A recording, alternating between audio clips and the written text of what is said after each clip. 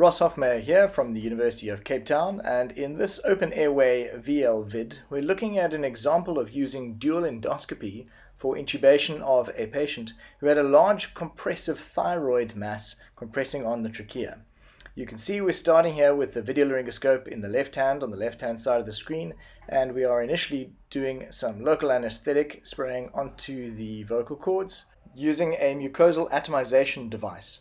And here you can see we're advancing the tip of the mucosal atomizer through the vocal cords to spray the most proximal portion of the trachea.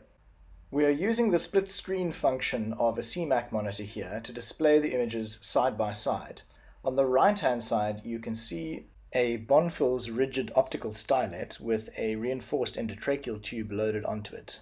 We're going into the mouth now, and you can see that rather tricky tooth, and now able to approach the glottic inlet with the video laryngoscope view. You can see from the Bonfils view that the glottic inlet looks like it's closed, but an advantage of using a rigid scope is that you're able to push gently past structures. Here, unfortunately, the tip of this tube is getting stuck on the left-sided vocal cord, and you can see the tube is gently realigned and now passing just through the vocal cords. Here the true strength of using dual endoscopy for this procedure is evident, because we can see the subglottic space through the Bonfils, which we wouldn't be able to see on the VL alone, and see how the trachea is compressed by this large thyroid mass, but also see that we are able to gently advance the endotracheal tube through this compressive zone and intubate successfully.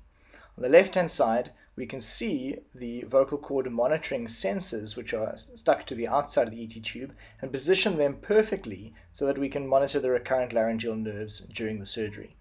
The Bonfils is then removed, leaving the tube in place, and finally the video laryngoscope is removed and the intubation is complete.